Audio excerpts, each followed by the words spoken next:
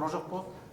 Анда экинчи бөлүмгө өтсөк, биздин жанагы негизги демилгелүү катында айтылган, кечээ окулган 8 эпизод боюнча биз укук коргоо органдарынын өкүлдөрүн чакырганбыз. Биз тааныштыра кетсек, анан ар бир эпизод боюнча биз сурайбыз. Биринчи Жумалиев Мырзалы Жолборсалиевич, Ички иштер министрлигинин иликтөө башкармасынын начальник орун басары. Рахмат, отура бериңиз. Экинчи финансы полициясынын иликтөө башкармалыгынын бөлүм башчысы Жакишев Арзыбек Амангашевич. Рахмат, отура бериңиз. Үчүнчү Чалгын мурда Кыргыз Республикасынын премьер-министринин кызмат ордунда иштеп жатып, өзүнүн кызматтык абалын пайдалануу менен Россия Федерациясынын 123 жанарына ок атуучу курал тапшырган. Ал куралдар Кыргыз Республикасынын өнүктүрүүгө кошкон чоң салым үчүн берилиши керек эле. Бирок ал адамдардын 99%ы Кыргыз Республикасында болушкан эмес. Ал тургай алардын арасында уюшкан кылмыштуу топтордун өкүлдөрү да болгон. Бул боюнча биздин ички иштер министрлигинде кандай маалымат бар?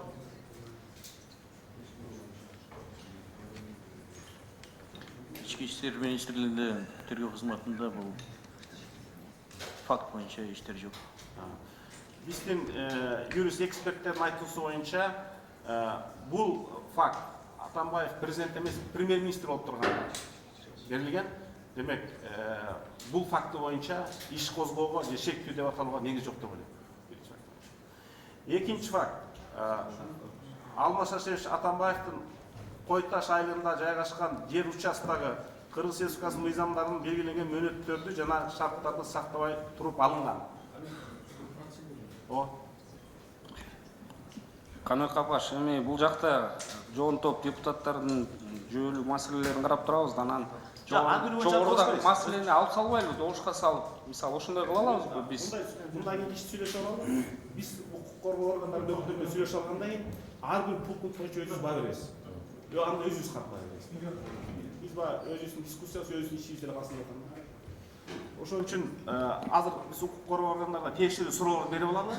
Анан 12-де корутундукту биз өзүбүз жабык ишин өткөзөбүз деп. Канакайсыздар? Бирок ушул тартипти иштесек, Кой Таш айылындагы жер боюнча биздин укук органдарында кандай маалыматтар бар? Сиздерде барбы? Ички иштер министрлигинде жок ал маалымат боюнча. Эң кызыгы, депутаттар айтып чыккандан кийин гана бул генералдык прокуратурада жана бир түптүү кылмыш иесинде катталыптыр. Сиз сөз алайын дедиңиз беле? Айтыңыз. Канат Капашевич, маалымат иретинде айтып коеюн. Тизмедеги 8 факт кылмыш жаза кодексинин талабына ылайык прокуратурада кылмыштарды каттоо реестрине катталып, сотко чейинки өндүрүш, башкача айтканда тергөө амалдары жүрүп жатыптыр. Ошонун маалымат иретинде айтып коеюн. Рахмат. 8 факт деген. Урматтуу журналисттер, силер туура түшүнүңүздөр. Биз ошон үчүн генералдык прокуратураны чакырган жокпуз. Биздин комиссияда талаш тартыш болду. Эгерде генералдык прокуратураны чакырсак, бияка кысым болуп калат, алардын кызыктар экени билинип калат. Себеби генералдык прокуратура анан биздин корутундагы баа берет. Ошон үчүн биз алардан эркин болуш үчүн, генералдык прокуратура бизден эркин болуш үчүн биз тийиштүү иликтөө органдарынын өкүлдөрүн гана чакырдык. Үчүнчү маселе. Алмаз Шашевич Атамбаевдин тикелей көзөмөлү, координациясы жана тапшырмасы боюнча Батукаевдин мыйзамсыз бошотулушунун уюштурулгандыгын коррупциялык жол менен жасалган жана мыйзамсыз сыйлык алынган деп ойлойбуз. Бул коомдо резонанс жараткан окуя. Бул боюнча жана ушул маселеге Атамбаевдин тиешеси бар деген укук коргоо органдарында далил барбы? В рамках службы финансовой разведки в рамках расследования уголовного дела по незаконному освобождению криминального авторитета Азиза Батукаева службой финансовой разведки проведен анализ финансовой информации, результаты которого отправлены в Министерство внутренних дел Кыргызской Республики. Рахмат. Урматтуу комиссия мүчөсү суроо барбы дагы бул маселе боюнча? Эми айтсаңыз сөз окуйбуз. Аталган факт боюнча Ички иштер министрлигинин тергөө кызматында тергөө иштери жүргүзүлүп жатат. Иликтөө иштери азыр болуп атат. Жок, экс-президент Атамбаевдин тиешеси бар дегенге негиздүү көрсөтмөлөр барбы?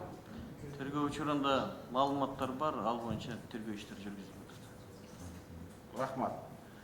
Üçüncü mesele, dördüncü mesele, 2011 yılın 1 avgustunda Kırgız Respublikası'nın hükümetinin номер 438 токтому менен Чүй областынын Алан Имрандар Байтик өкмөтүнүн жалпы аянты 35,65 гектар, 35,5 гектар түзүлгөн жер участогу айыл чарба багытына жерлердин категориясынан калктуу конуштардын жерлеринин категориясына коттедж шаар курчуу алдында которулган дейт.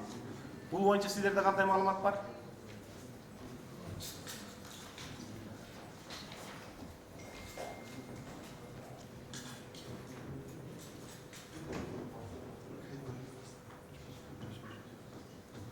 Урматтуу короондо, сизде маалымат жокпу?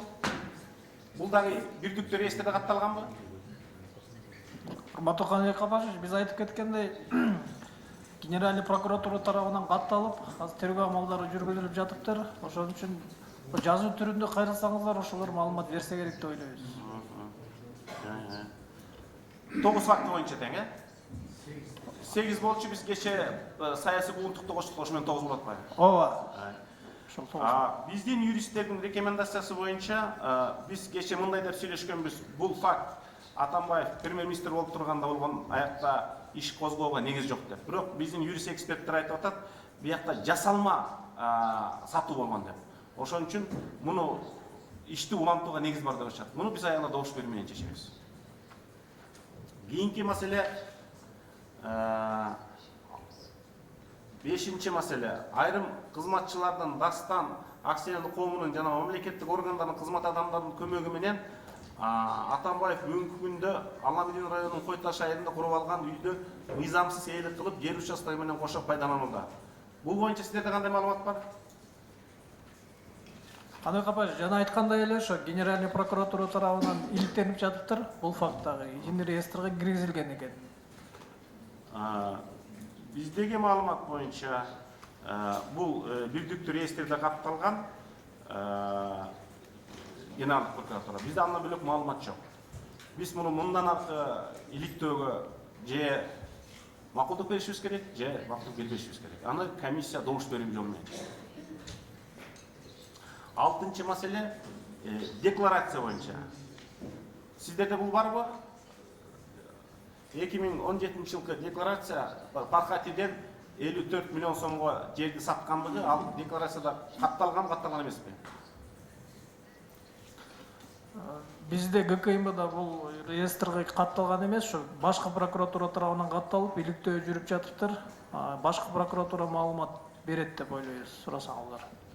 Биздин юристтердин айтуусу боюнча биз ошол экс-президент деген статусту алмайын, алар эч кандай маалымат алууга негизи жок. Кийинки маселе. 7-нчи маселе. Чоң сарайдагы жер боюнча материал барбы сиздерде? 4 гектар 61 сот түшкөн боюнча.